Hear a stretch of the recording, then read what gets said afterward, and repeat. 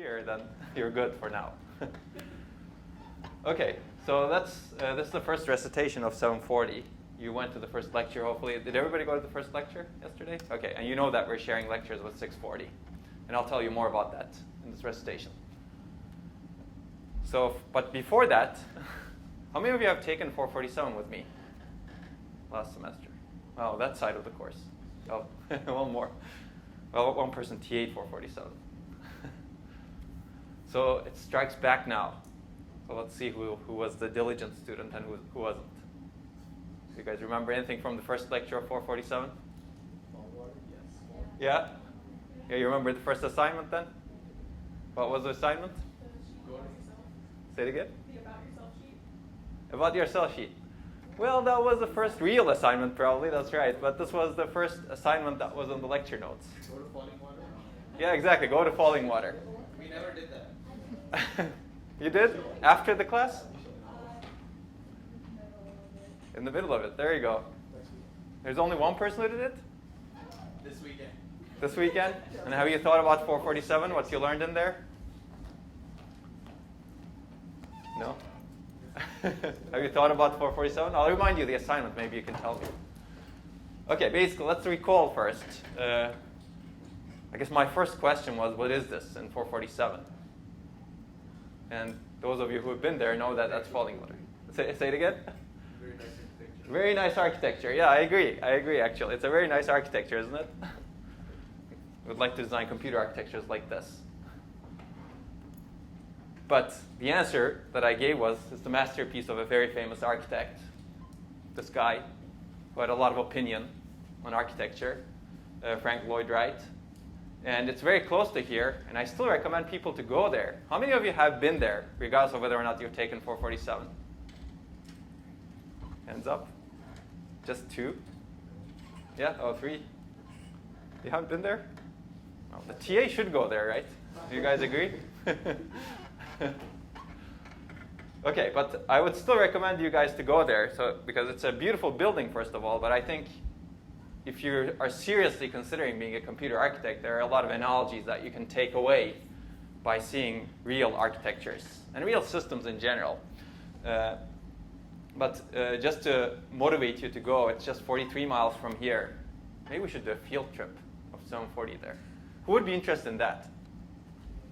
Wow, that's a majority. Who is extremely opposed to that idea? That's okay, you can express your opinion. No one? Maybe Nandita, because she's busy writing papers, so. No, you want to go? I'm not invited. You're not invited? You are. Everybody is. Okay, but basically, if you read this, it says time cited after its completion as Wright's most beautiful job, and it's in Smithsonian's life list of 28 places to visit before you die. I hope that gives you some motivation. It's a good place. And you can read the rest over here. This is just from Wikipedia, so it's easy to read. So the first 447 assignment that I gave you was go and visit Falling Water. I said, hopefully that will make you appreciate the importance of out-of-the-box and creative thinking, which will be the hallmark of this particular course. And hopefully it will enable you to think the trade-off in the design of the building. You did that? Oh, you haven't been? You did that? Yeah, there was no definite deadline? I see. Well, maybe I'll give you that definite deadline in this course. And strengths and weaknesses. So the building, actually, there's a good exhibit outside the building that talks about how it was constructed and what were the considerations. So you can go over there. And hopefully, this will enable you to derive principles on your own for good design and innovation. That's what we do in architecture, actually. It's the same as building architecture at a very different level. And the due date was actually that. So there was actually a definite deadline. Still after. After. I see, yeah, that's right, yeah. The definiteness property of the algorithm was not satisfied after passing this course. That could be any time, right? So this time I'll put a deadline. Basically, I cannot emphasize enough. I think a really important function of an architect is really thinking out of the box. That's what we do in architecture, being creative. And that was the reason for this assignment, but hopefully we'll complete it. And remind me, please, maybe we should do a field trip there. But then it won't be just fun. I will ask you questions about architecture. Maybe we should do the exam over there. What do you think? Yeah, that's a good idea. Okay, but yeah, so these are slides from 447. I'm going to go through that still because that was the first assignment at that time was really this one. Basically, I asked you to find the difference of this and that, where this is this and that is this. And you can see the differences probably. They're designed for very different purposes. They're both architecture, building architectures. This is designed for probably a very, very practical reason, low cost. Living in there. This was designed for living also, but if you go and read what's happening, how it was designed, Frank Lloyd Wright kept asking Kaufman's for more money to actually construct this building. Eventually, Kaufman said, this was actually commissioned by the Kaufman family, which was one of the wealthiest families at the time, Kaufman stores, which was later Macy's, I think, right? Yeah. So I still remember something from going there. But at some point Kaufman said, no, you're not getting more money, finish it. So you'll see some incomplete parts over there. But it's still a beautiful building. But the design points are very different if you think about it, right? If you remember the design point for 447, this was designed for much more practical use. This was designed for something else. They're similar in nature, but you can think about the trade-offs. I'm not going to go through this. I mean, you can take the analogy only so far along already, right? But this makes you think, I think. You can list them after you complete the first assignment, after you go there. But a key question that comes up is, how was Wright able to design falling water? And how was any architect able to design a really interesting building, right? And you can have many guesses, and you can list all of these, and I've listed some. And I think all of these may be true at some level.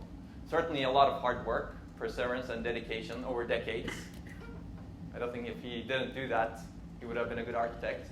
Experience, creativity and out-of-the-box thinking, principled design, a good understanding of past designs probably, right? That's how he developed the ideas. Good judgment and intuition, and probably a strong combination of a lot of skills, right? Math, architecture, art. Actually, a lot of these apply to real architects as well. Well, computer architects as well. I don't know what's real architecture, what's not real, but what we do is very analogous to computer architecture, real architecture. So hopefully, and I said, this is from 447 again, you'll be exposed to and hopefully develop and enhance many of the skills in this course. And one of the big skills was really principled design, right? Have you guys got it, do you think, in 447? Yeah, hopefully. If not, this is another shot. And we talked about one of his quotes, and his quote was, architecture based upon principle and not upon precedent. And I really like this actually because this is kind of feeding into the nature of 740. 740 is about architecture, but our focus will be on research. We'll talk about a lot of precedents, but precedent doesn't mean that we should be doing things the same way. Yesterday, John lectured about von Neumann architectures, right? They have been around for a long time. He said 70 years. It's about that time, actually. It's not clear if they should be the way we should be designing computers going forward. Maybe it's good, maybe it's bad, but we should not stick to the precedent. We should really stick to the principle and what is important and what is the bottleneck. And that was, again, the quote from the architect himself. So if he had stuck to the precedent, probably there were a lot of precedents like this, right? But he stuck to his own principles that he termed actually organic architecture, which is, he was a proponent of this architecture. If you look at it, it's a philosophy or architecture which promotes harmony between human habitation and the natural world through design approaches so sympathetic and well integrated with its site that buildings, furnishings, and surroundings become part of a unified, interrelated composition. Kind of a nice description here. Actually, it's better than, I believe it's better than any writing he had, perhaps. So Wikipedia is a good source in this case. But yeah, a well-known example of organic architecture is falling water. And you can read this over here, but the horizontal striations of the stone masonry with daring cantilevers of colored beige concrete blend with native rock outcroppings and the wooded environments. Well, you have to go there to actually really see it. But one of the things I will point out, which I had pointed out in 447, is it's really on this water, right, waterfall. And if you look at the waterfall, it looks like this. And the building is kind of imitating that. This is the top waterfall over here, and this is the bottom base, if you will, over there. It's kind of a beautiful building. It inspires you a lot to do more, to do good work going forward, and maybe design better architectures. Okay. So basically, hopefully, 447 or your previous computer architecture course gave you a good idea of principal design and a good understanding of past designs. In this course, we'll focus, well, this is important. We'll talk about that. I mean, you cannot ignore this part. But we'll talk a lot about this part also, creativity, out-of-the-box thinking. Well, hopefully you'll have good judgment and intuition. The rest is given. I'm not going to give you the experience of decades. That's for you to decide. And hopefully you'll choose to do something like this for decades. But this is kind of what we will add in this course in 740. Okay, is that interesting? Is that why you're here, you think? Okay, so it won't be an introduction to computer architecture still. Lectures will be a lot of introduction actually, so you will see that. But a lot of what we will focus on will not necessarily be lectures. Okay, this is also from 447, the role of the computer architect. I want to ensure that everyone is on the same page. You know this guy? Yeah, that's Yale Pat, my advisor actually. He's about 76 years old now. And this is a slide from his lecture notes. Basically, he defined the role of the architect as looking everywhere. I guess you have to have eyes everywhere. You have to look backward to understand the past. You have to look forward and listen to the dreamers. And we'll talk a lot about this, actually. You have to look up, understand the nature of the problems, and look down, predict the future of technology. And these are all important, actually, to become a good architect. I'm going to put this over here. Look backward means you should really understand the trade-offs and designs, upsides and downsides, past workloads, and analyze and evaluate the past to understand what should be important in the future, right? This gives you a lot of good experience. Looking forward is critically important also because this is how you can actually create new things, right? If you don't dream, you cannot create new designs. If you don't listen to the dreamers, if you are a naysayer, if you shut down every single new idea, then how do you advance the new architectures, right? So this is actually pushing the state of the art, evaluate new design choices. We'll cover a lot of that in 740. But I'll go through this still. Look up is important, understanding important problems and their nature, right? Up means towards problems in the computing stack, and I'll give you the computing stack. Do you remember the levels of transformation? Where you have electrons at the bottom and problems at the top? Up means looking up. What are the future problems? And that's really important. Hopefully we'll give you a flavor in this course that the problem selection, what you choose to work on, what you choose to optimize is really critical in terms of your success in industry as well as success in research, right? So if people have predicted the smartphones early on, they would have been the leaders in the field, right? And you know there are some companies that are leading the field, there are some companies that are trailing, even though they're leaders in other markets. I'm not going to name names at this point. But you can imagine, if you pick the right problems, you can actually make a huge difference. And probably profit at the same time, if that's your goal. And okay, look down is also important because architecture being in the middle of the stack is affected by what's coming from down, right? And down means the problems and the devices. Down means the electrons and the devices and circuits, right? So understanding what's going on in the device and circuit technology is critical because that gives you an understanding of the capabilities of what you can really do. For example, can you do computation and logic at the same time at low cost? That is really dependent on the technology that you have, as well as the architecture. But if your technology doesn't allow a low-cost way of doing it, maybe you should not be looking at it, right? And also, predicting and adapting to the future of the technology is necessary by looking down. Is enabled by looking down, because you're designing for N years ahead. And we'll talk about that. A good architect is always looking N years ahead, right? And you can enable the future technology that way. And we'll talk about, for example, new memory architectures. You can, for example, do your research project in new memory architectures. There's a lot going on at this point. People are talking about quantum computing, for example. If you can understand the limitations of that and the possibilities, maybe you can enable it. Okay. So basically, the course will focus a lot on look forward, but everything is important in the end.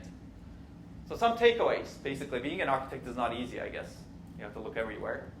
You need to consider many things in designing a new system and have good intuition and insight into ideas and trade-offs. And that's, hopefully that's clear after taking 447.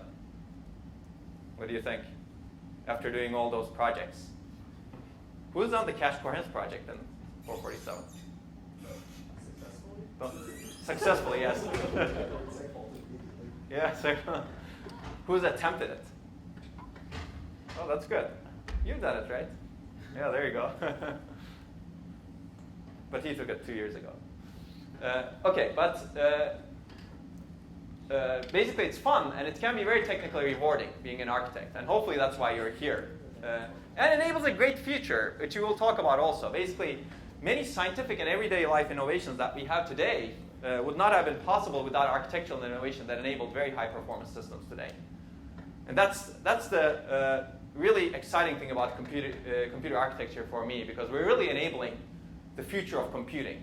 Without architecture, von Neumann architecture, for example, without von Neumann architecture, none of this would have been possible, right? It seems like a really easy concept right now because it's so well known, but at the time it's not. Caches, for example, now we take it for granted, pipelining, all of the things that we learned in 447. But without those, that high performance would not have been possible. SIMD processing, single instruction, multiple data. Today's GPUs are actually pushing the forefront in that kind of innovation in scientific world, right?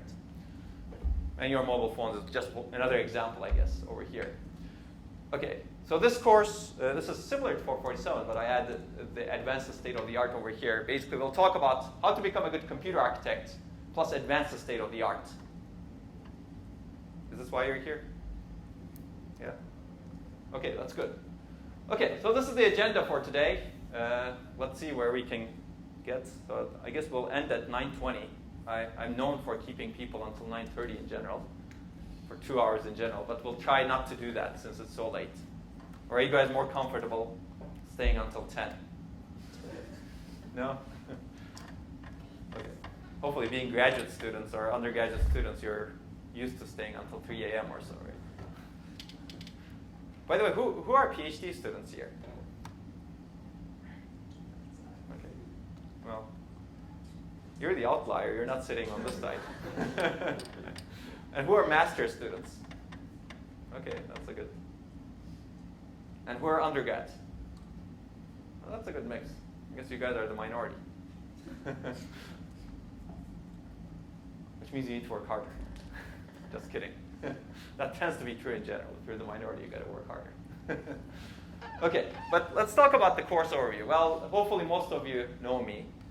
Is that right?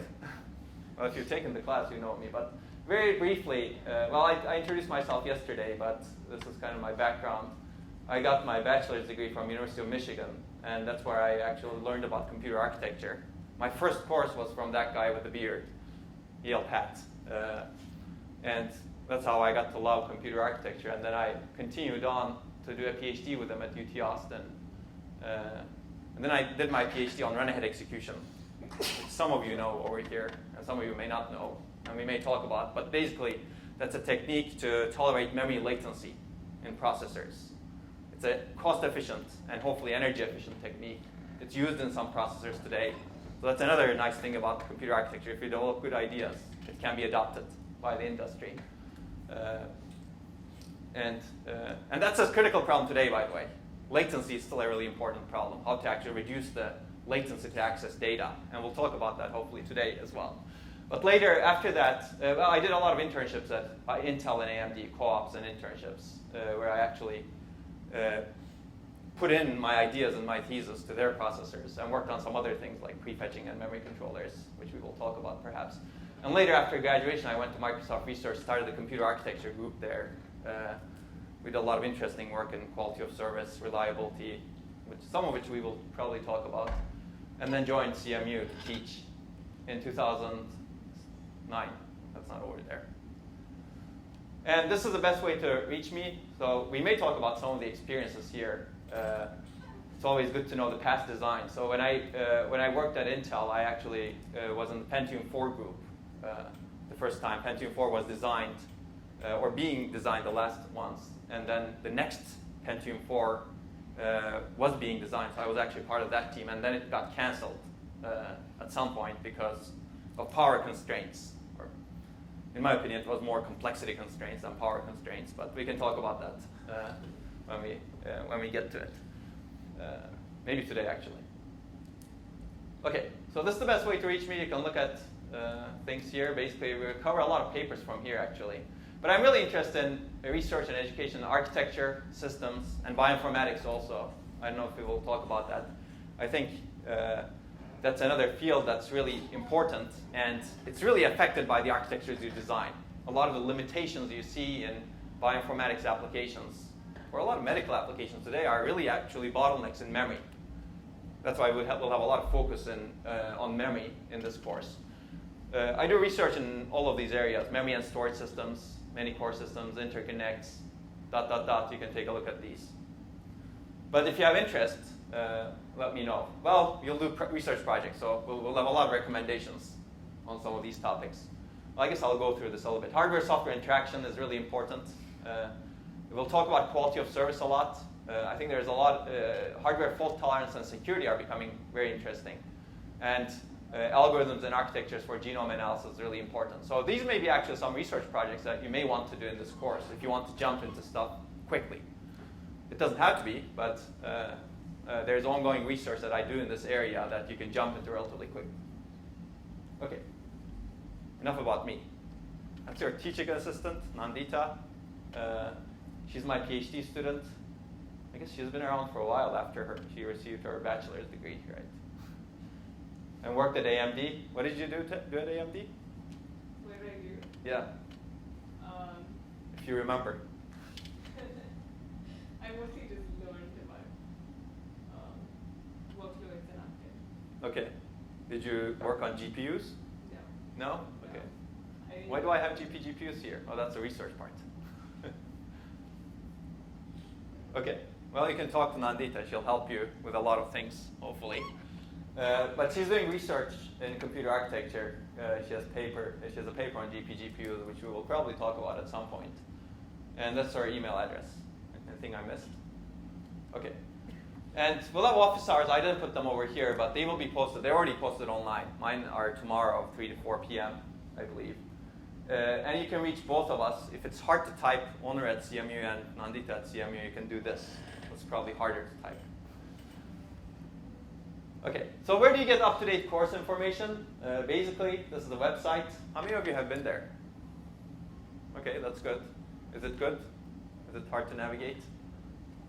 Yeah, a lot of things will be on the website.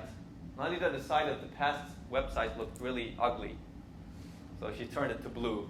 I don't care what color it is, but it's blue now. Piazza is set up already. Are you guys already registered for it? No? Okay, yeah. Nandita will register you, but if you cannot wait, you can register yourself too.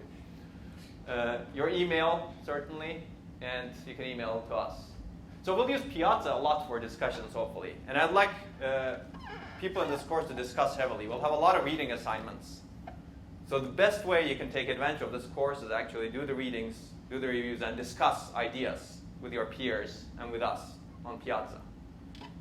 That's the best way you can actually learn, in my opinion, in a research course. Who wants to do that? Okay, that's good. That's good. You can actually post anything on Piazza. Well, maybe I shouldn't say that, but you can post, for example, you can, if you read a good paper that's related to the general topic of architecture, we can post it, you can talk about it briefly, and maybe generate discussion, right? That's part of the form that I would like to enable as part of this course. Because some people were really creative last year in 447. They posted some album covers, right? You don't remember that? Okay.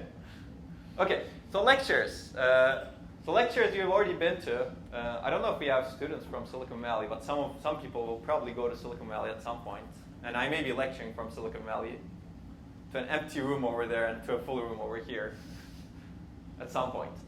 But it's going to be while you're here, so you know where. Lectures are in Hammerschlag 1107.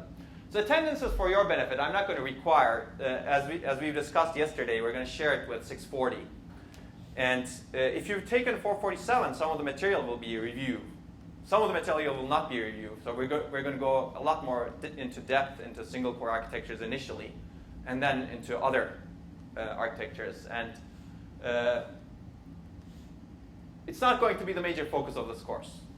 It's going to be the major focus of 640, but not really 740. 740 is really about research. So when you attend the lectures, I would recommend think about the research that you can do on those topics. Now, if you've taken 447, you're hopefully thinking about it. But in the lectures, think about potential research topics in that area. That's the way you can get the best. And some days we may have guest lectures. And we will actually, if you look at the schedule on the web, we have some guest lectures scheduled. Is this good? And the readings, so we will actually talk about readings in the lectures. I'm going to leave them as not required. Some of the readings are actually from books.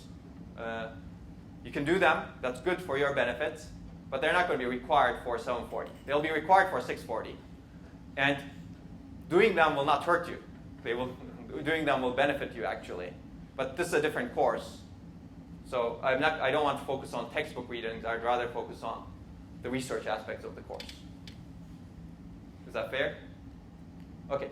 So the recitations are perhaps even more important in this course. Basically, they're here. And most critical research-related discussions will take place during these sessions. And we'll hopefully have discussions. Today will be maybe more of a lecture, but sometimes there will be lectures too. But I'd like to have discussions also. Sometimes you guys will present, for example, the literature surveys that you're preparing. Are you looking forward to that? Yeah. Okay, good. Okay. So what we will talk about is computer architecture. We talked about this yesterday briefly, and this is actually from 447 also, but I'll go over it very quickly also. Basically, it's the science and art of designing, selecting, and interconnecting hardware components and designing the hardware-software interface to create a computing system that meets some requirements, right? And some requirements are determined by the design point, and you can, if you want to refresh all of that, you can go to the first lecture and the second lecture of 447. And this is the more traditional definition, right? The architecture, this is the definition John gave yesterday from Gene Amdahl. Basically, it's the attributes of a system as seen by the programmer. That's kind of the ISA definition of architecture. Whatever the programmer needs to know to actually program the machine. That's architecture, right? A hardware-software interface. As distinct from the organization of the data flow and controls, the logic design, and the physical implementation. That's the lower layers, below architecture, below the instruction set interface, right? And this is Gene Amdahl. Hopefully you remember that. That's going to be on your exam. Just kidding. Who know? Does anybody know Gene Amdahl? What is he famous for? Amdahl's law. There you go. Yeah. Who's read the paper? Yes, that's great. Some of the 447 folks.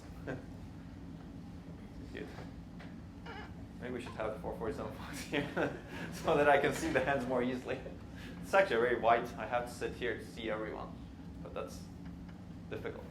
Yeah, Amdahl's law. Amdahl was actually the designer of IBM 360 in '91 also. So he that was the first. I shouldn't say the first. One of the first out-of-order execution machine from IBM.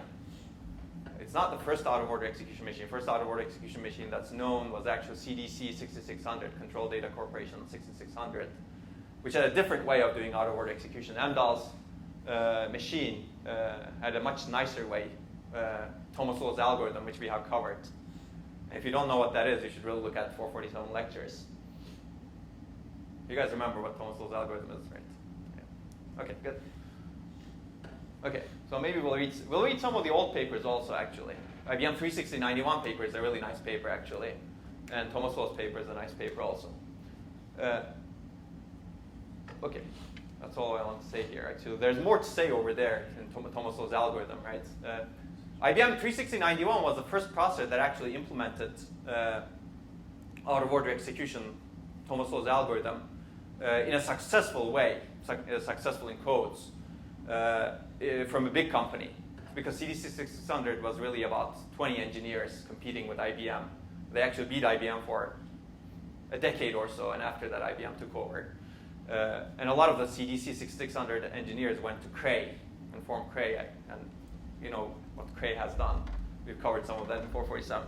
But basically, this was an out-of-order machine. It did implement out-of-order execution in the floating point units. But then IBM discontinued it because, can anyone guess? I think I may have told the story. Even though it got high performance, they discontinued it because it was horrible to debug. Why? Because it had out-of-order execution as well as out-of-order retirement of instructions, which means that some instructions retired out of order and updated the architectural state. And if you wanted to debug that system, now you didn't have precise exceptions. Right? If you don't have precise exceptions, now when a bug happens, you don't know where you are in the program. You don't know what has retired and what hasn't retired. So it becomes impossible to debug. And that's exactly the reason IBM didn't do out-of-order execution until the Power machines. I think Power PC actually had out-of-order execution. Power PC. Probably Power PC 601 or 604 was the first machine that had out-of-order execution from IBM. Later. This is after Pentium Pro did out-of-order execution. So that gives you so you may have a really good idea that may not be commercially successful immediately because there's some key thing that's missing, right? And that key thing is really that software interface. And you will see that in computer architecture. And we've covered that a lot in 447. If you don't care about that software interface, your idea can be doomed easily. Out-of-order execution is a really good idea as long as it doesn't make the programmers crazy on top, right? If you can have a nice interface to the programmers saying that, oh, I'll do out-of-order execution to get good performance underneath with really nice algorithms, like Thomas Low's algorithm, and maybe something else that we will cover. But I will also give you a clean interface such that you can debug your programs nicely. You'll have precise exceptions. I'll do out-of-order execution, but I don't want to expose that to you. Right? You'll still be able to program in a sequential manner such that I'll guarantee that every instruction retires in order, completes in order. I know I've never asked this before, but why don't they debug it somewhere else and then run it on a, out-of-order machine? That way, like, you don't have to debug ever, right? That's faster.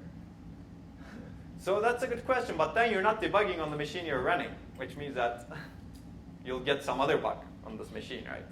You may not see these bugs if it's actually some latency-related bug. And a lot of the very difficult bugs are in multi-threaded programs, where something happens because some latency. Yeah.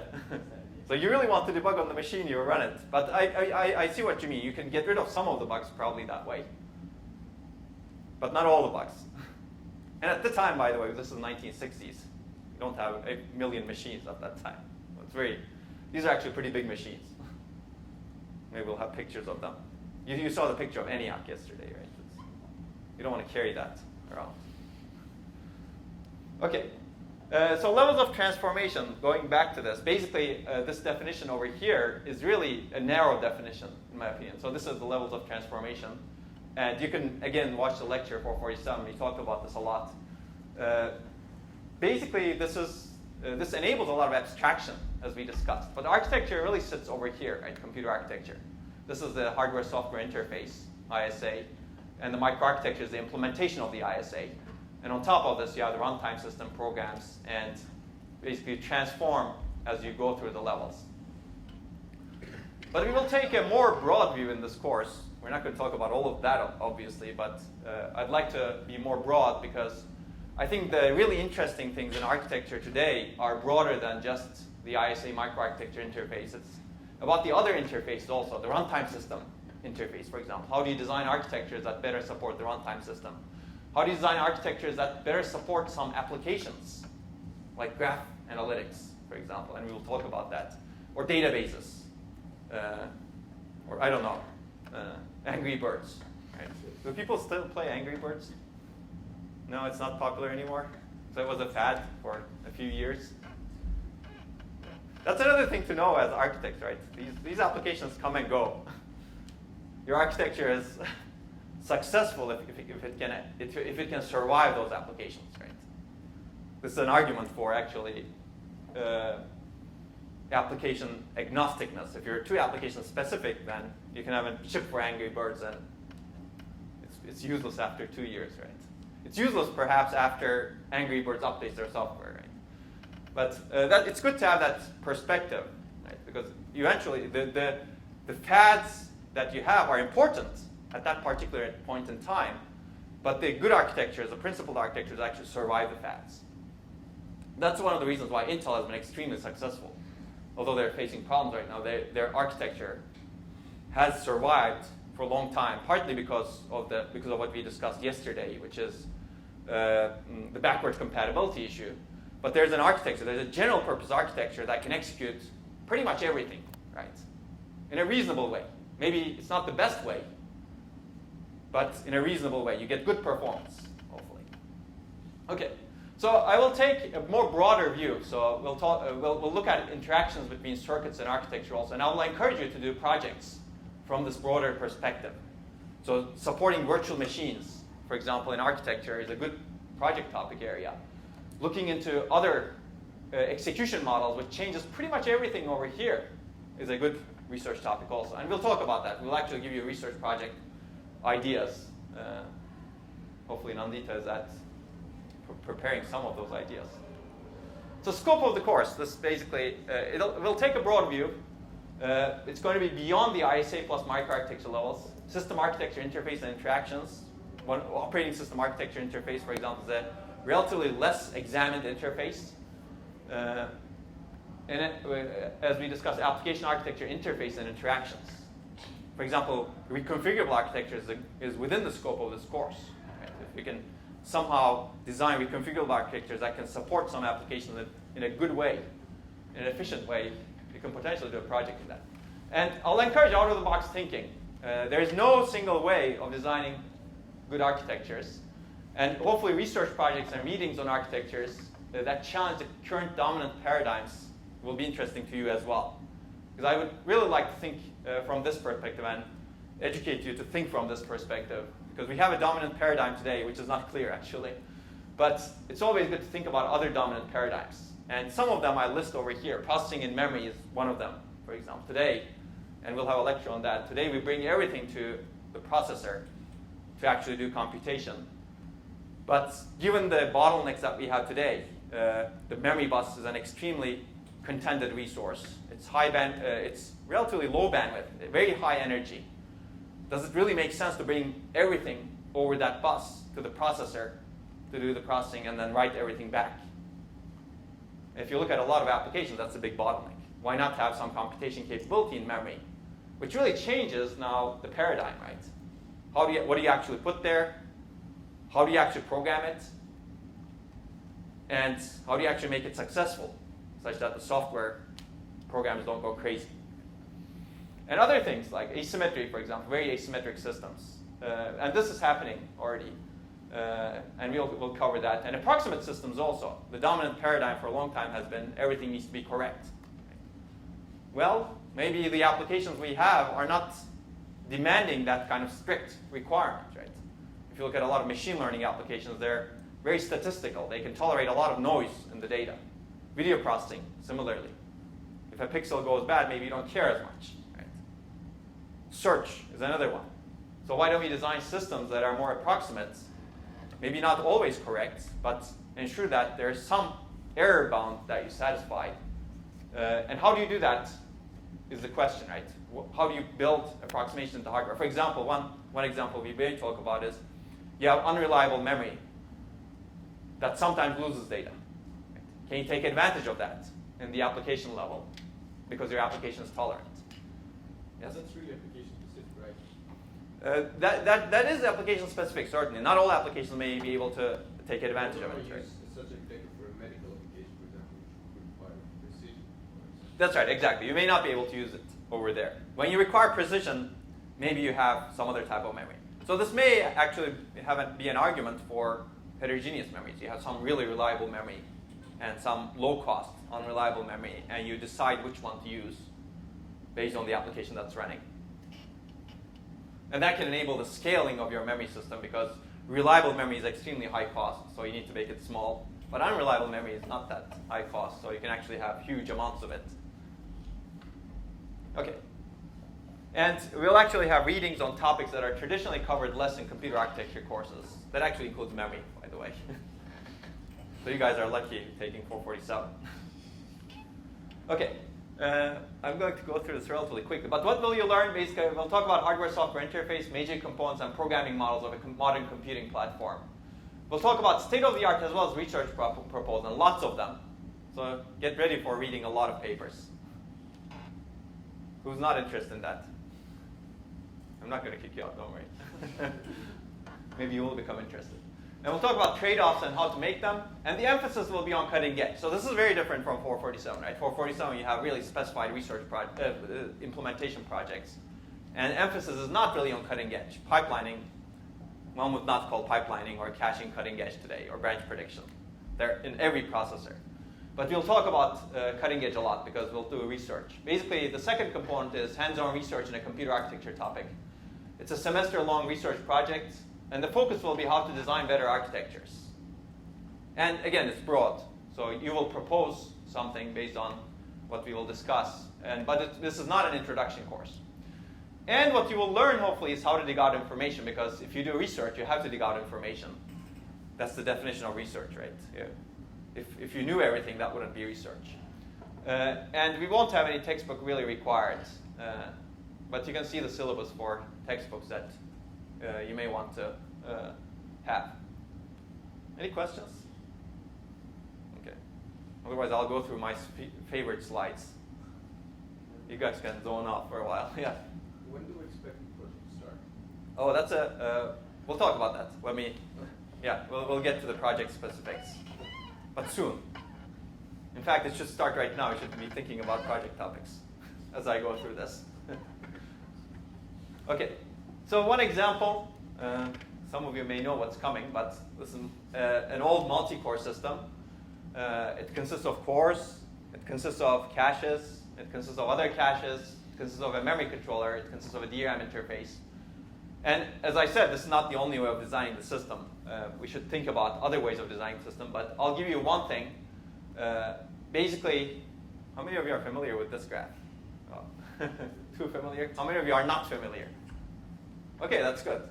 I won't be just speaking to people who know this stuff. So you can think about research ideas right now. Those of you who are familiar. Those of you who are not familiar, this is basically a study that we did a long time ago in 2006, and the paper reference I'll provide you. But basically on this kind of system, not exactly this system, assume a 2-core version of this, we ran 2 applications. One is MATLAB and the other is GCC. And we measured the performance of both of those applications when they're running together. One is running on core 0, the other is running on core 1. And we measured the performance of each application when it's running alone, without any other application in the other core.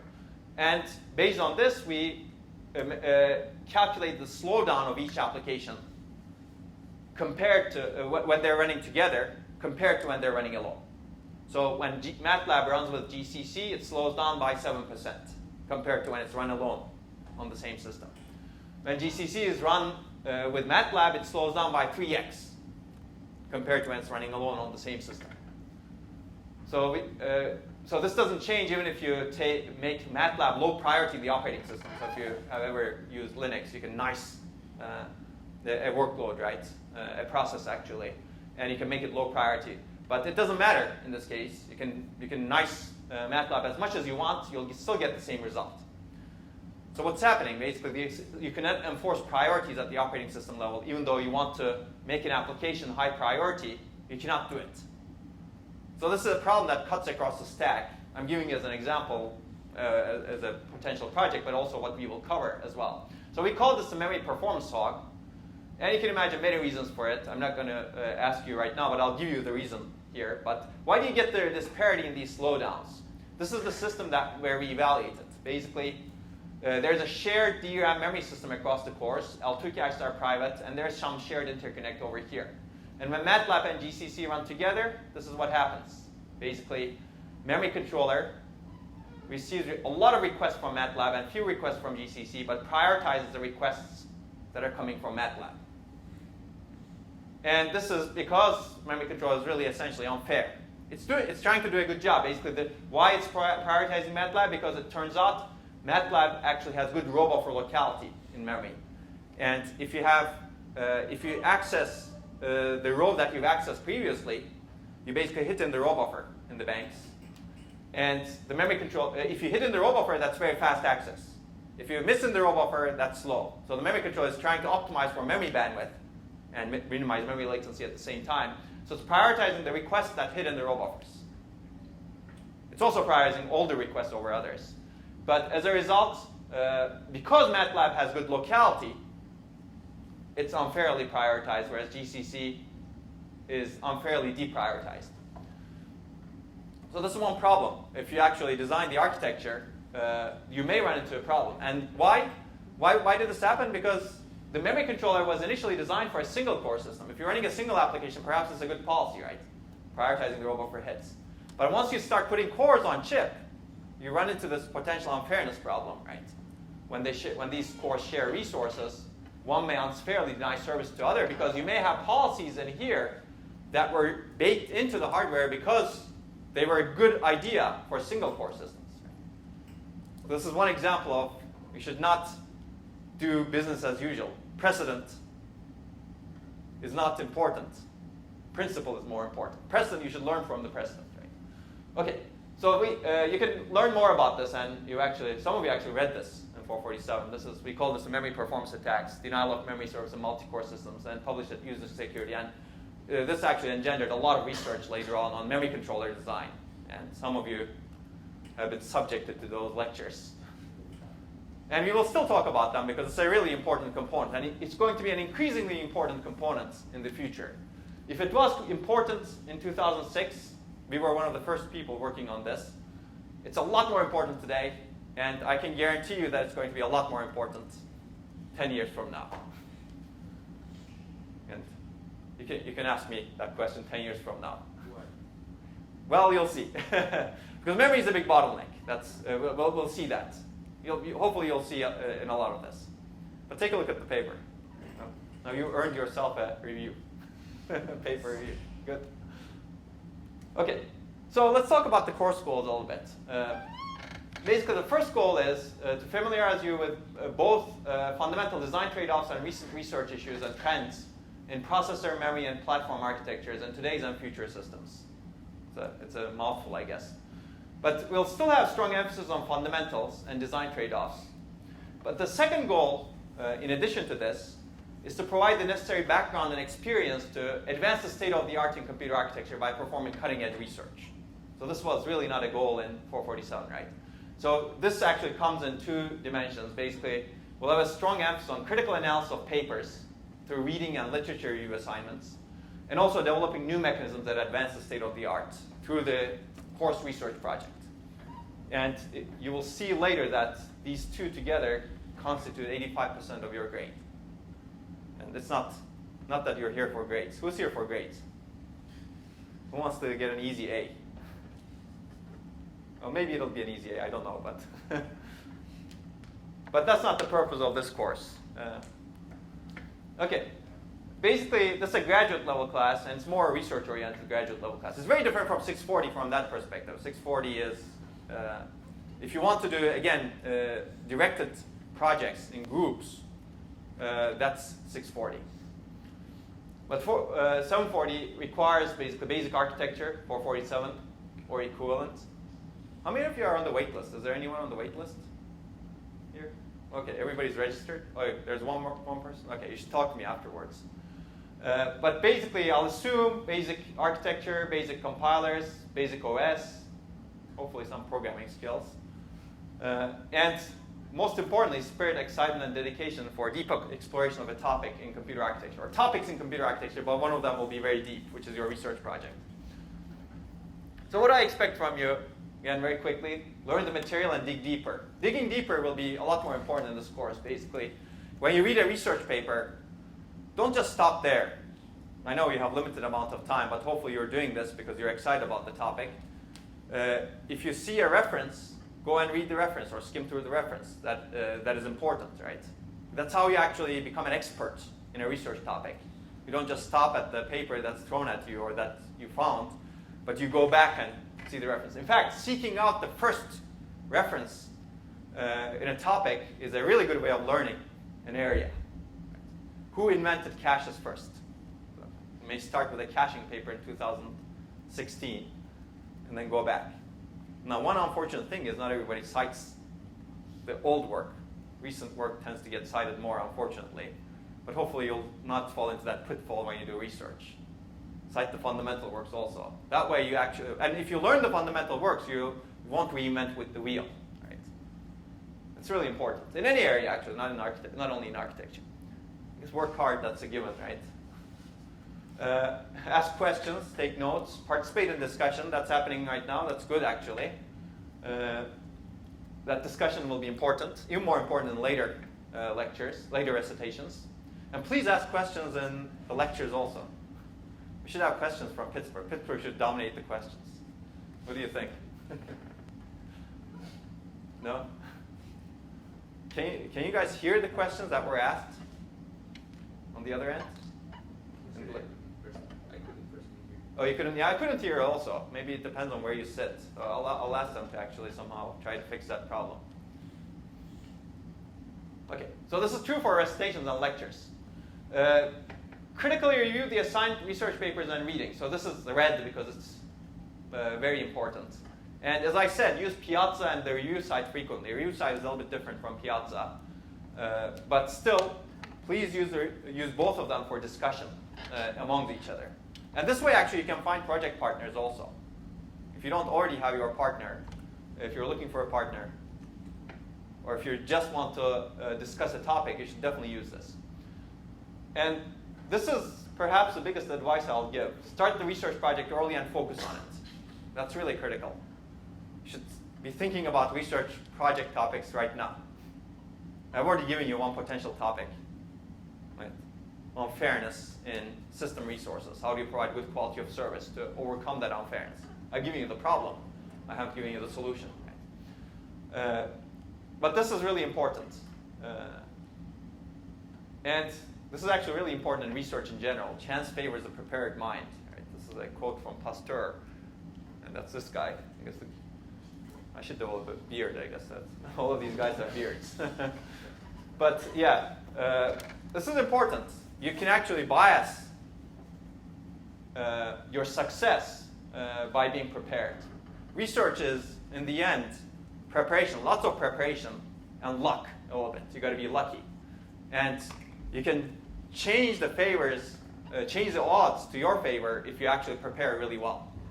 If you do all of those things that we discussed earlier, basically think ahead. And I'll talk about that a little bit. Some of the things that we will discuss in this course will be the philosophy of research also, because that's really important as a researcher. And this is not just research, not just academic research, but also industrial research. If you're doing industrial research, meaning, let's say, a startup, you will need to look ahead, right? You don't want to actually do something that gets you, that's going to be done by a big company next year, right? And you're out of business quickly. You want to do something that no one is doing. That's kind of research, right? That means you need to know what is the state of the art really well. And maybe what you're doing is not exactly novel in academic world, but it's novel in the industrial world, right? So there are a lot of similarities there. Okay, so how will you be evaluated? Not that this is the most important part of the course, but research project will be 50% of your grade. So that's how important it is. And this will be broken down into other things. But in the end, the key thing will be the presentation of the report that you will have. But we will have milestones. We'll have the schedule of the research project to you. The second most important part, critical reviews, presentations, and participation. That's 35%. Who wants to have an exam? Who says yes? No one? Don't be afraid to be a minority. No? Truly, no one's a minority in this case? I'll say yes. I'll want to have an exam. Yeah. But like, what's the alternative? Like, What's the alternative? Well, we'll see. I'll provide alternatives. But this is a small enough of a course that we can have an oral exam, actually, right? Yeah, we'll think about it. There could be alternatives. But that won't be the major focus of this course, as you can see from the grade that's assigned to it, right? And there's also the subjective part to enable you, well, I guess in the end everything could be subjective, right? This numbers doesn't mean that it's objective in the end. But this will actually help me to actually, if you have done not so well at the beginning of the course, hopefully you can still get an A. But I want to give A's, all the A's in this course, so please do good research. And please do the reviews. Say it again? Yeah? You don't want to get an A? No, I do. I was just saying that's not exactly what you said in 447. Oh, really? Yeah. What did I say? Getting all A's.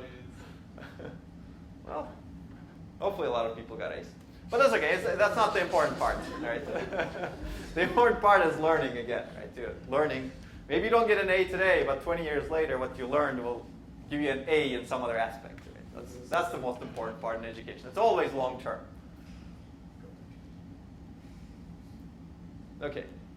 So participation and discussion is very important. And grading will be back-end heavy, basically. A research project, the most important parts is really toward the end, right? The presentation and the report. And it's true that most of your grade will be determined in December, but hopefully you're not here for this anyway, especially for this course. So how you prepare and manage your time is important. And okay, I already said this. I don't want to harp on it. Okay, so research project. This is actually the most important part of the course, but it's also your chance to explore a topic that deeply interests you in computer architecture and go in depth with it. And perhaps even publish your innovation at a top computer architecture conference. And I can have a bunch of slides describing what are the publications that came out of previous incarnations of this course. This is the 5th time I'm teaching this course. And we have had a lot of success in course projects later turned into publications and top conferences, certainly architecture conferences, but also conferences and networking. So there was a SIGCOMM paper, for example, that came out, Hotnet's paper, ... So you can actually, if you focus on the project well, and if you continue after the course, of course, usually you should not expect publishing a paper in 2 months. That's not a good attitude to research. Good papers actually take years also. And I've actually written papers where people put in efforts for 3 years or so. And that's important, if you're targeting a hard problem, that's normal actually. But this is your chance actually to do that. So start thinking about your project topic from now, as I said. Interact with me and Nandita. Interact among yourselves. Not only here, but Piazza. I think is Piazza a good forum for interaction? Yes? Who says yes? Who says no? Who doesn't know what Piazza, you say no?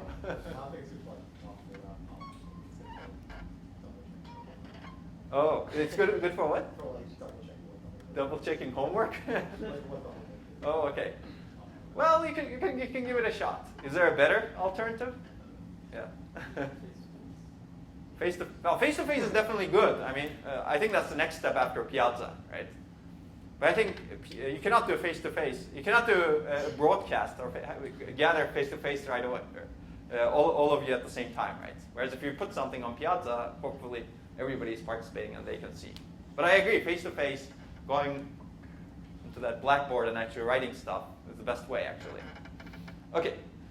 Read the project topics handout well. It's not out there yet. It's going to be prepared. But you can actually look at the past handouts. Is the past handout online from 2013?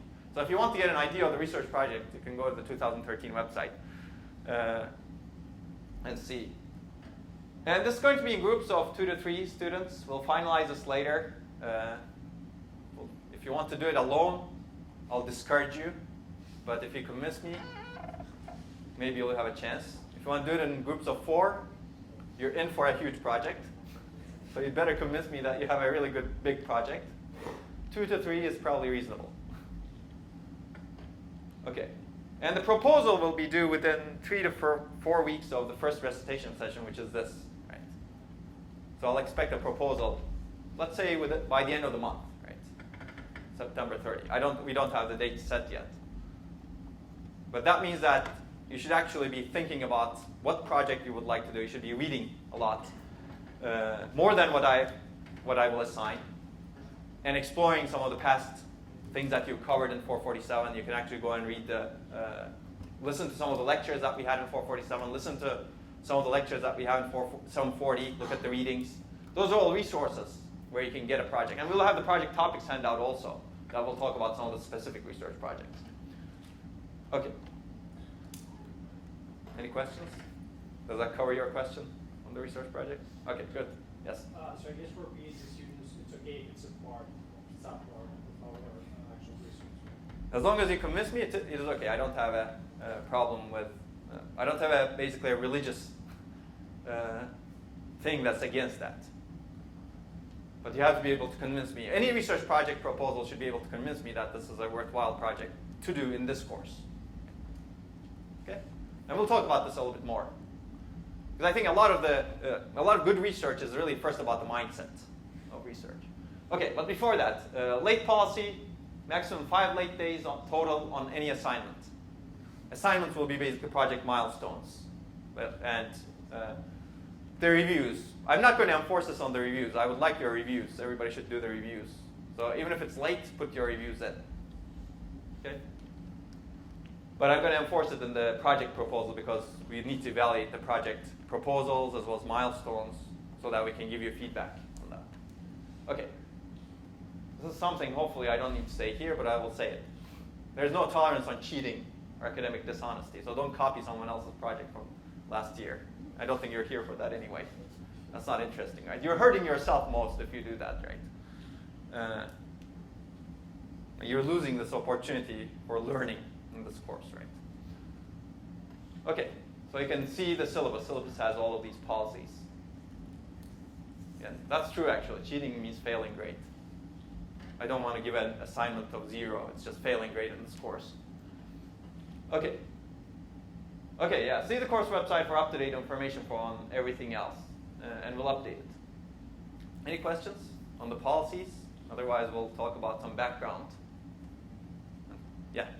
The topics for research projects, are you going to talk about it, or should I ask?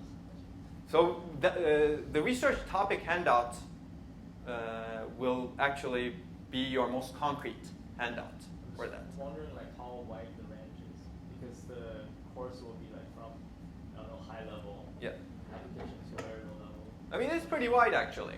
So we will give you a project topic handout, and those topics will be related to the research that my research group does. And if you don't have an idea, I would recommend that you pick something related to that because you'll get a lot of support if you do that. Because the infrastructure is there, or actually people who can help you set up the infrastructure are there. So that will be relatively easy. But I will consider any research topic that's related to computer architecture. It doesn't have to come from that handout. Okay? Even though it's like high level, like OS things or compiler. Well, yeah, OS architecture interaction, compiler architecture interaction, those are perfect topics. No problem.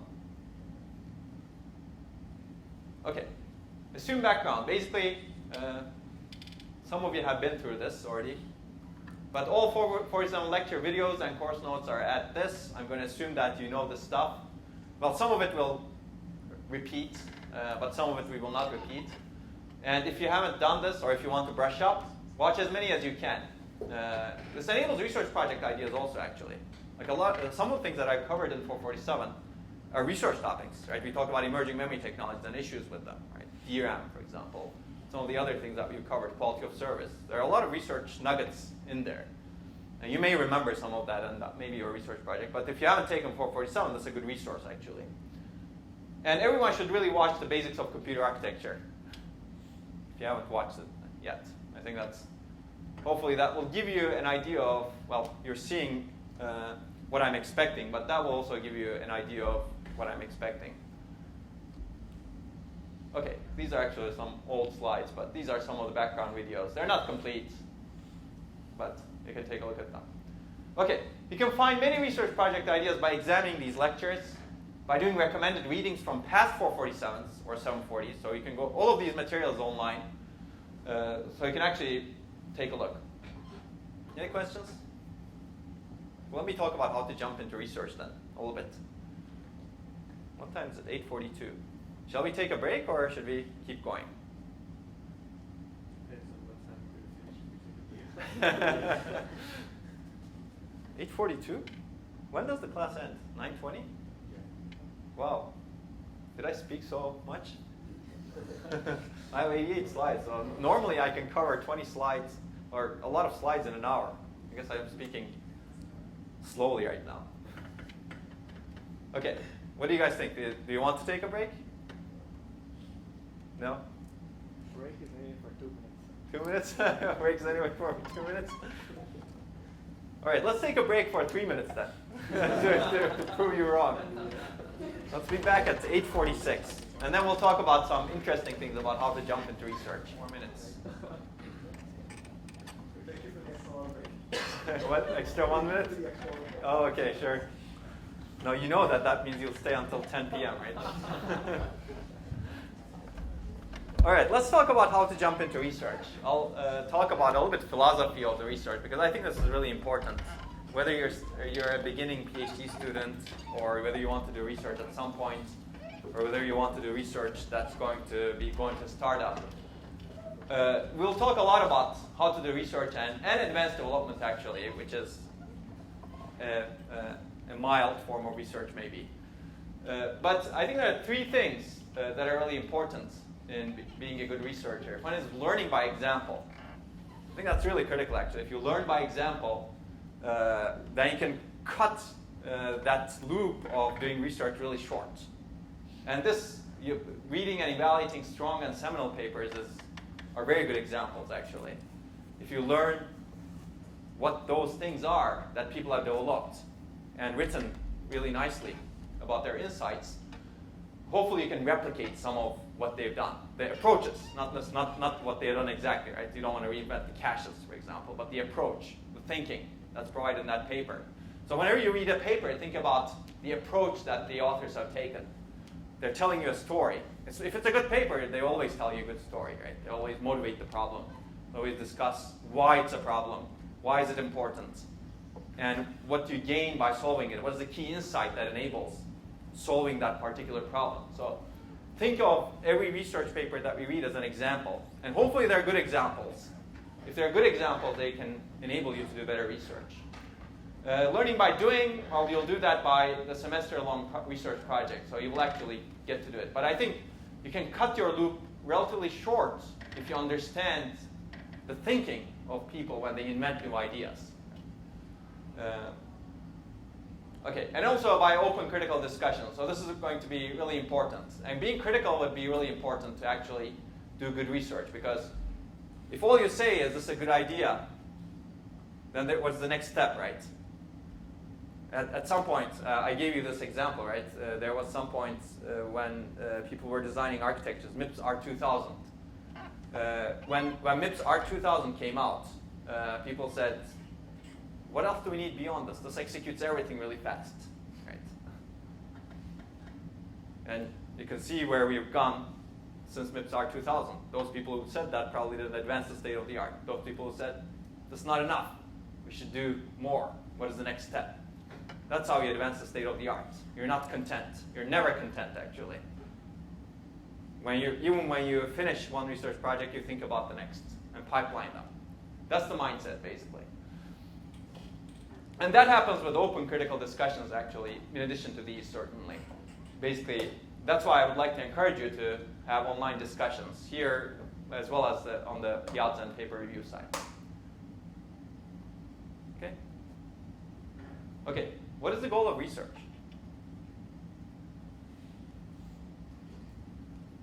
There could be many goals, but I'll have to single out one thing. Anybody has an idea of what I'm going to say? No? You could be wrong, that's okay. Learning. That's good. Yeah, in the end, yes, you should learn, obviously. But that's a very broad goal, I would say. Satisfy with curiosity. That's a good goal. That's a more personal goal, certainly. And these are all correct. I think that's too broad. That's probably too specific for you. Yeah. Change the state of art. That's right. That's close, actually. That's advance the state of the art, basically. Yeah. Innovation. So it's very similar, actually. I would categorize them, lump them together. Make the world a better place. Okay, all right, you guys are now agreeing. Okay, we can. Yeah, exactly. All of those are actually, but I think all of those depend on one thing, which is to generate new insight, right? That new insight changes the state of the art, makes the world a better place, and enables innovation, right? That can enable what previously did not exist. Right? So whenever you evaluate a paper, the first question that you should ask should be, what is the new insight here? Right? A paper can have terrible evaluation, but it may have a lot of good insight. So think from this perspective. Is there a new insight in this paper? A new insight may come in very different ways, right? It may not necessarily be a new idea, right? But the insight may be insight into the workload. Somebody may have examined some workload and developed new insight that no one has found about that workload. They may have shown that, oh, this workload has this bottleneck. Now, the question is whether that's new or not. If you show that databases are bound by memory accesses today, that's not new insight. That's probably insight, but that's not new at this point, right? But if you show that some workload that previously did not exist, that's important, is bound by some interesting bottleneck, then that may be new insight. Okay, so research, at least in engineering, is really a hunt for insight that can eventually impact the world. Not necessarily immediately, right? Actually, very few ideas immediately impact the world. If you're immediately impacting the world, you may be doing advanced development. That's not even clear, but still. Okay, so let's. I'll collect some advice and I'll go over some slides in a little bit. But I think these are some basic advice for good research in general. The first step is really choosing great problems to solve. Have taste in the problems. And the problem should be really difficult, important, and hopefully leads to high impact at some point. If you choose an easy problem, then that's not that interesting, right? Maybe anyone can solve it. And it needs to be important, clearly, and it needs to have high impact. And again, these are important. Maybe the problem may not seem important at this point, but you look 10 years out from today and say that it's going to be important 10 years from now, right?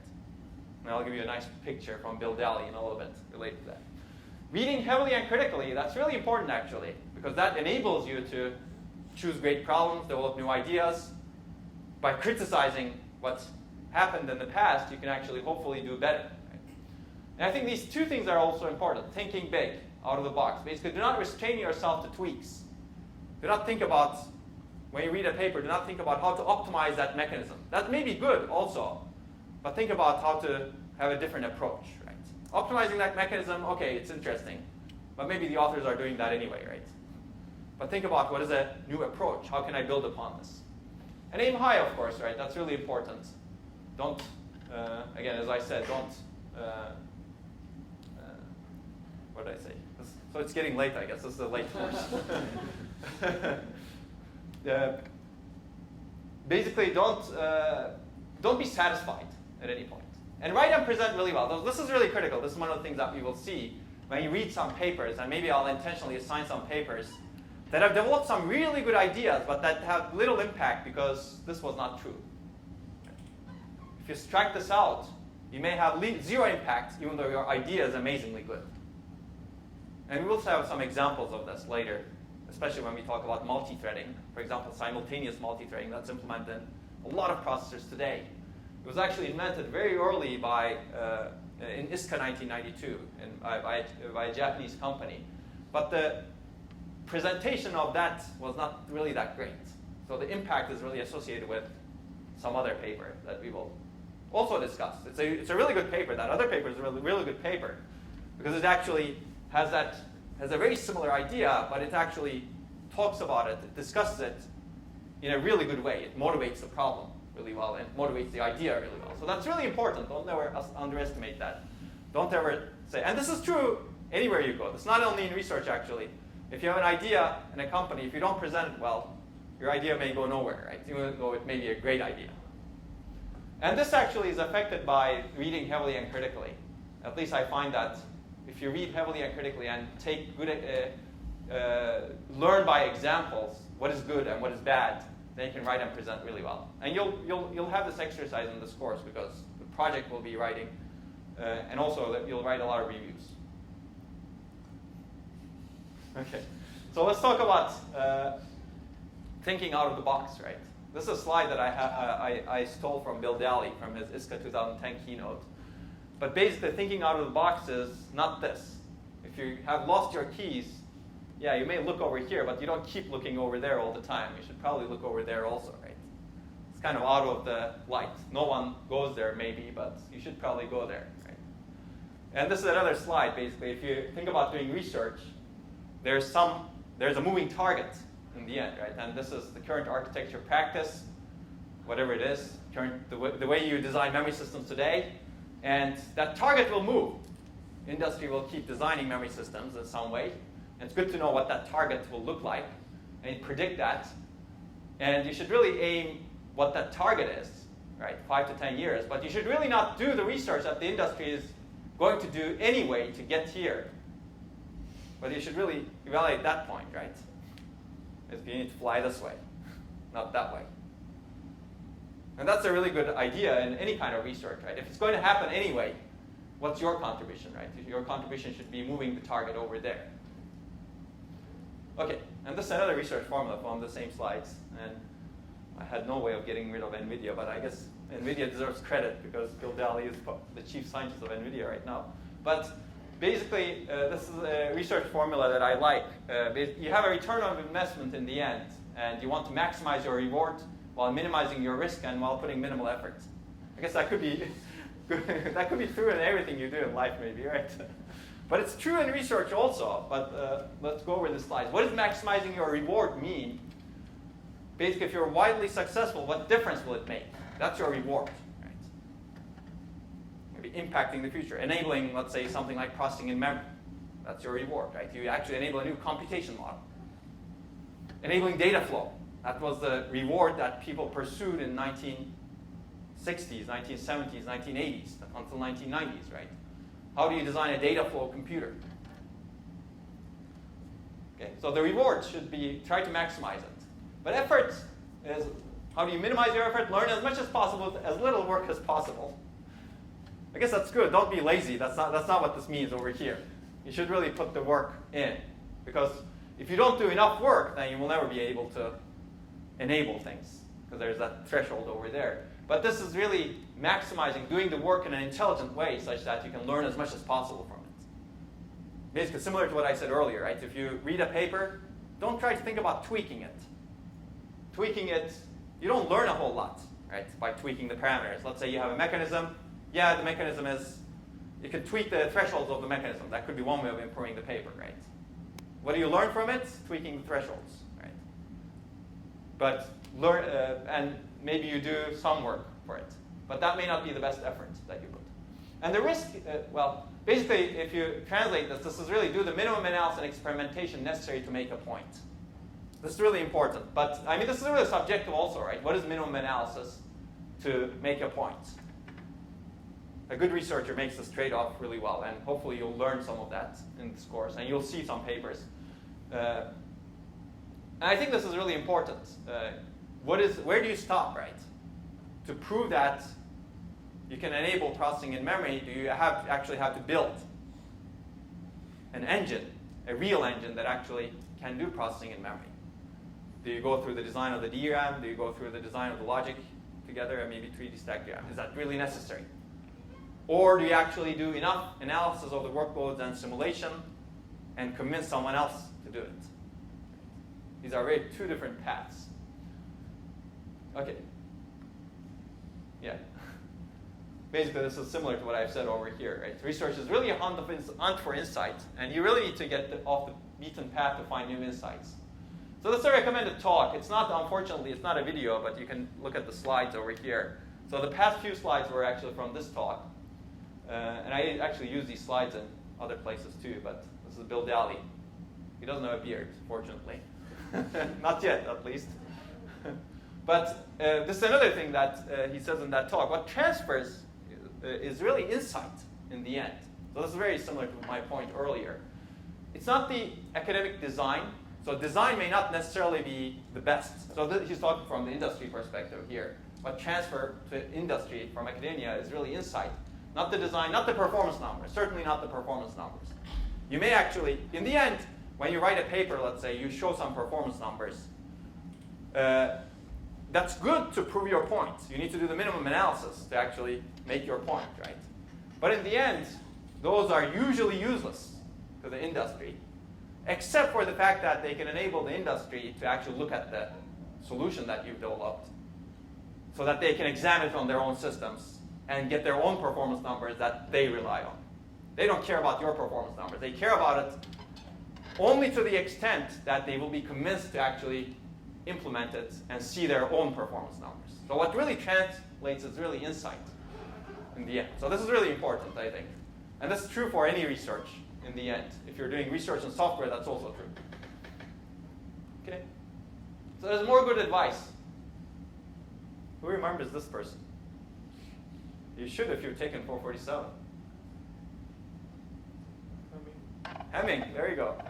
How do you remember? I saw the video of 447. Oh, you saw the video of 447. We have a hardworking student here. That's good. And do you remember this? Okay, that's his cat apparently. But yes, Hemming. Well, I don't know if it's his cat actually. I assume it's his cat. But yeah, Hemming said this a lot earlier also. Hemming is famous for Hamming distance, and if you don't know that, you can actually go and watch the video. Hopefully you know that. It's a very useful concept. But the purpose of computing is insight and not numbers. This is actually Hemming's word in 1960s probably, or 50s. Okay, any questions? So we'll cover some more of that, but you can take a look at Bill Daly's talk if you want to see more advice.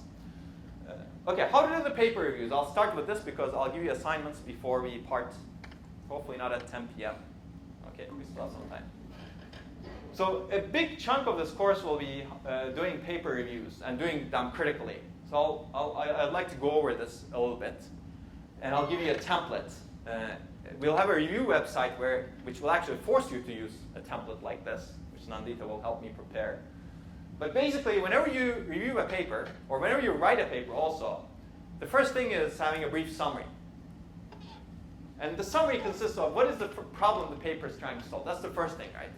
Hopefully there's a problem that the paper is trying to solve, or a hypothesis that the paper is trying to test. Right? And then what are the key ideas of the paper to solve that problem? What are the key insights? And that's the hopefully most important contribution of the paper, right? And what is the key contribution to the literature at the time it was written? So this may be difficult to determine if you don't have enough background, but try to think of it this way, right? We'll review papers from the past. So think about the key contribution at the time it was written. So Maurice Wilkes' cache paper, for example, that contributed caches. It turns out that's not the first paper on caches, but that's the most widely known paper on caches. But still, it's considered the first paper on caches because nobody knew about this other paper. Well, not as much, at least. Anyway, we'll talk about that maybe when we get to caches at some point. But this is really important. You should really try to delineate that. And when you're reviewing papers, this is also true, right? This is more, actually, you should really, if you're looking at a contemporary paper, when you get a paper for review, and you will do that if you're a PhD student at some point, if you haven't already done it, then you should ask all of these questions and write a review down this way. And what are the most important things do you take out from it? That's also part of the summary. And the second after this is strengths. So always think about the strengths of the paper and the approach, the most important ones. Does the paper solve the problem well? What are the shortcomings of the approach? What are the upsides of the approach? We'll get to the shortcomings. What are the upsides? What is the big thing? Okay. Well, for example, Maurice Wilkes' cache paper. I'll pick on that. What is the key strength? Basically, it introduces a new structure called the cache. Well, he didn't call it the cache, actually. But that's okay. That cuts the latency to memory, right? That's the biggest strength, perhaps. And the second strength would be it's actually very well written and concise. That's actually the strength of the paper also, right? And maybe analyzes the problem in a concise way, right? In a convincing way. Okay, so strengths are actually not only the idea of this, strengths of the idea, but also the strength of the paper itself. Is it written well, right? So whenever you're evaluating a paper, you should look at the idea, mechanisms, problem. Strengths could be problems extremely important, right? Extremely timely. That's the strength of the paper. or extremely forward-looking. Right? That could be a strength of the paper. The idea could be extremely insightful, intuitive. That's a strength, right? If it's intuitive, that's not necessarily bad. Actually, that's most good ideas are actually intuitive ideas that no one has thought about before. That's the really interesting thing about research. You actually come up with something really intuitive, and in hindsight, people say, "Oh, why didn't I think of this before?" Okay, but then there's the other aspect, not only the ideas or the mechanisms and the evaluation. Evaluation could be a strength also, right? Is the evaluation done well? But also, is the paper written well? Does the paper expose the problem well? Does the paper actually open up new research directions? So all of these could be strengths. Weaknesses, again, most important ones. These are bullet points, basically. That's what we will ask you to do. Bullet points. Weakness is also bullet points. So this is also important. And by the way, every paper has a strength, at least one strength, and every paper has at least one weakness. So don't say no weaknesses, no strengths. I guess the worst paper is one that has no weaknesses and no strengths, but there should be a strength and weakness in every paper. And I'd like you to focus on, think critically at this point, right? This is the weaknesses. Yeah. So I've always, even in 447, I always had trouble with this weakness part. See, the thing is that obviously when like you introduce the idea to me, it's already bloody cool to me. Yeah. Right? Because I didn't think of it, and it's better than what I was thinking anyway. Sure. So that's good. That's the strength. yeah, it's a paper and I didn't think of it. So when the new idea is introduced to me, it obviously sounds very cool to me. Okay. So at that point, I'm like not exactly in the state of mind to start finding the weakness, right? So okay, I think after that, maybe drink some coffee, come back and think about, oh, this is a great idea. Now let me think about how I can improve it. And then the first thing you should say is maybe, okay, you have this cache structure that Maurice introduced in his paper. I love it. But what is the weakness? In some papers, like, they basically state the problem and they state their solution, which is the strength. But they also have this other section that says, well, here are weaknesses. That's right, yes. So, like, outside those weaknesses, sometimes you can't really copy paste it with the author. That's right. Well, I mean, sometimes you can actually, but you should rephrase it on your own.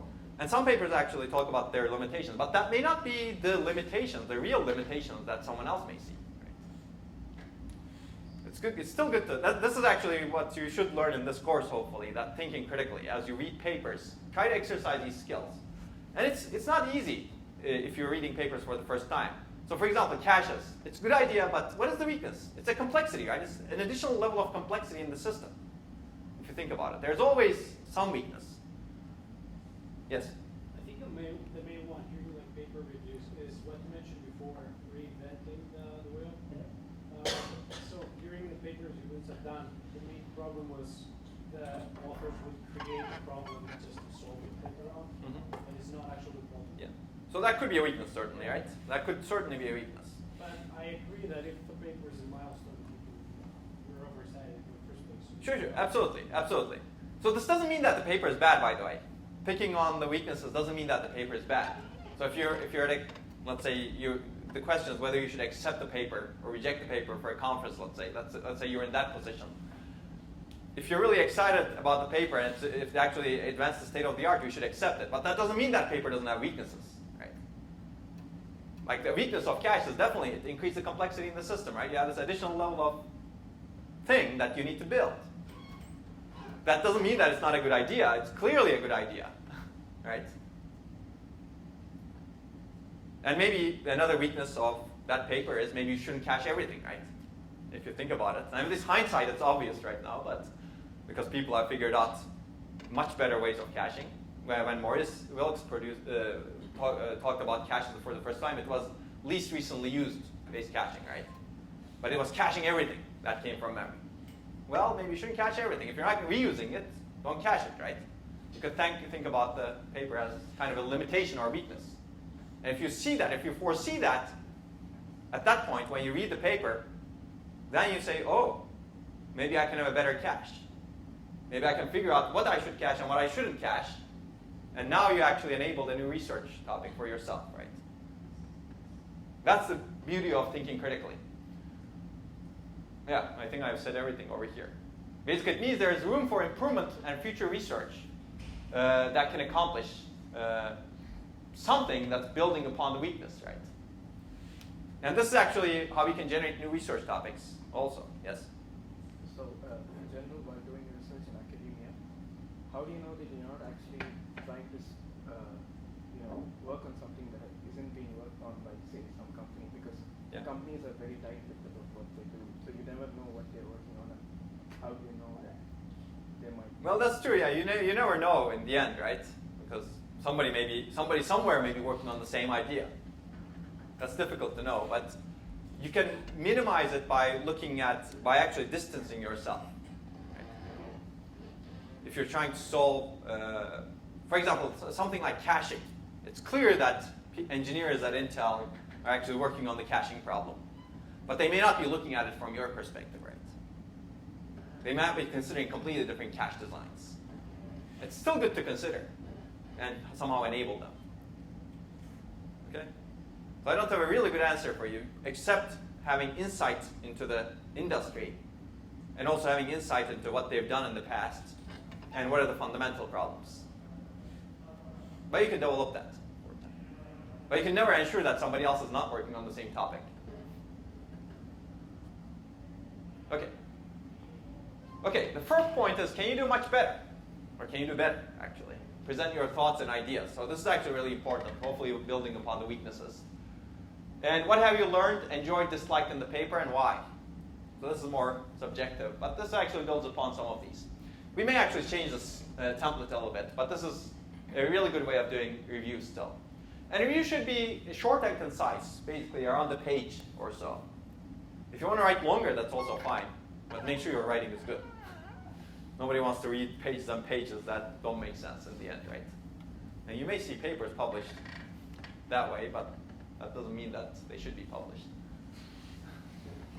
Okay, is this clear? Okay, cool. So some advice on paper reviews. Basically, be very critical. Again, that's not to mean that the paper is bad, but that's to enable further research in the area. Always think about better ways of solving the problem or related problems or questioning the problem also.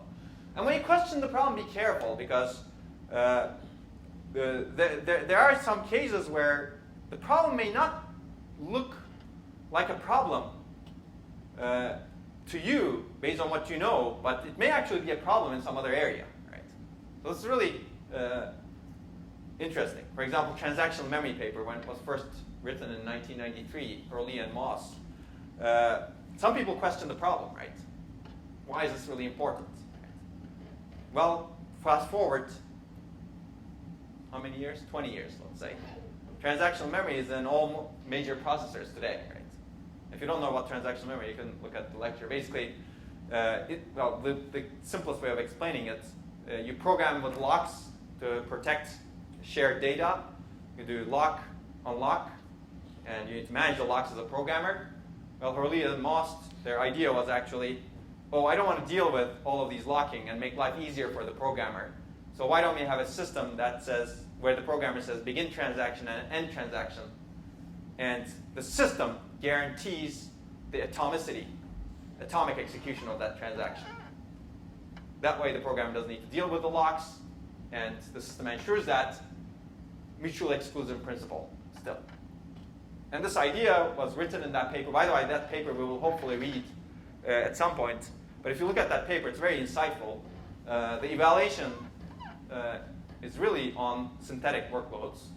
They don't talk about any real workload in that paper. But in the end, it had a whole lot of impact, right? It's in all major processors today. People have written lots of transactional memory papers. But basically, questioning the problem is interesting. So be careful about that. Do background reading, that's important again.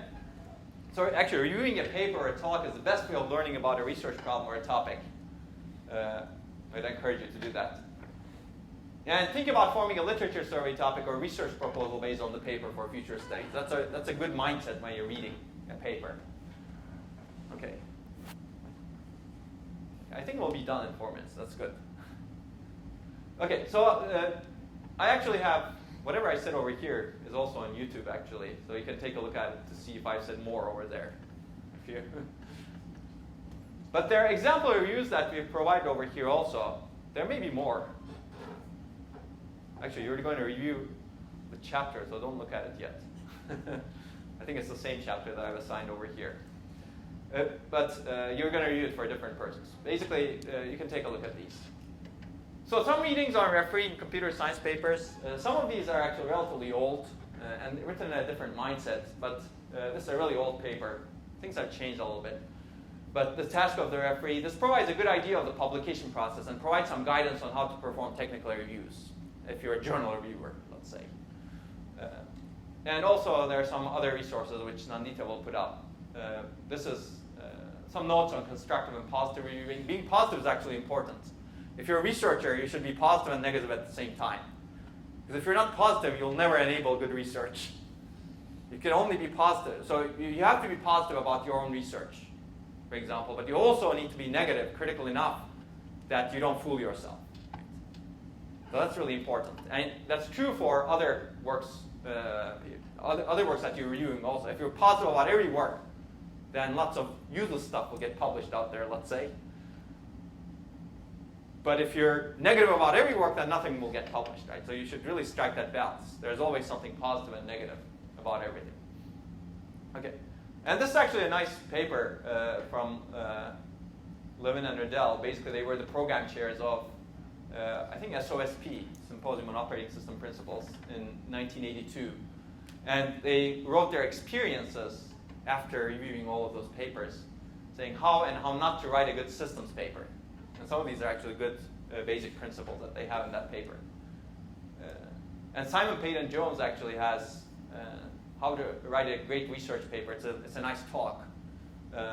And also he has something, how to give a great research talk. These are slides that Nandita will put up, right? Actually, they may be already in the past 740 pages.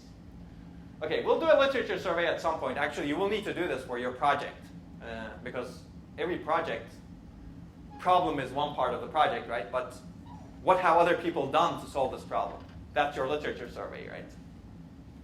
And hopefully someone worked on the problem or something related to it, at least peripherally. It's a new problem. It could be a new problem, but there should be something analogous or related to it. But there will be more information to come. In the meantime, read a lot of papers, find focus problem areas to survey papers on. And I've already said this to you. Okay, examining papers from recent conferences is also actually another way of finding topics for survey or projects. Okay, let me give you the first assignments and we'll be done after that. You're looking forward to this one, right? Waiting until the end. Tuesday, right?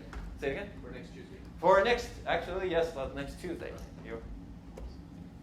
You read my mind. That's a good topic to research on, how to read someone else's mind. Hard problem. Okay, so it's due Tuesday, September 8th, 3 p.m. And I would like everyone to do it before 3 p.m. so that we can have some discussion at least at 7:30 p.m. And enter your reviews on the review website and hopefully start discussing ideas and thoughts on Piazza. And the review I will assign is actually something you may have read. It's basically a paper, invited paper that I've written with my PhD student who graduated right now, Lavanya, on research problems and opportunities in memory systems. It's a 37-page paper, but it's in a really easy format, so it's really short. But hopefully it exposes you to a lot of different problems in memory systems. Hopefully this will generate a lot of discussion. I want you to review this paper and think about ideas. And you can actually pick research problems related to this. And there's also a talk, so actually both of these are required. I'd like you to review both. Because this one kind of accompanies that, if you will. It's only a 20-minute talk that I gave in this computer architecture workshop that was celebrating my advisor's 75th birthday. So there are some slides that make fun of him also. You don't need to comment on those, but you can comment on basically what I've said over there. And some of it is actually present in this paper.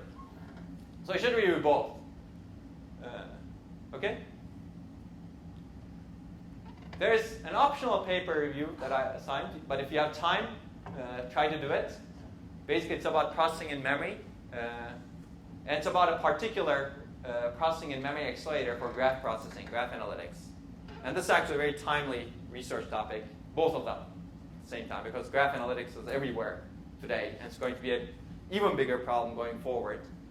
And processing in memory is a really important approach to examine today, especially because memory is a big bottleneck, and you want to minimize the data movements, because that's actually the huge energy cost, cause of the huge energy cost that we have in systems today. But take a look at that. And the other required paper is about processing in memory also, but it's only 4 pages. So hopefully you should be able to do this. So 1 paper, 1 talk, and a short paper. Is that good? Yeah. And use the template that I provided for their use. And we'll put up their reviews. And these will be uploaded on their review site. But please start discussions on any of these. You can put your thoughts in Piazza. And hopefully that will generate discussion. Please discuss the papers. Please discuss the upsides and downsides of a lot of things that are written here. This is very specific. Basically, it introduced a new way of doing ANDs and ORs, basically bitwise operations, completely in DRAM, within memory.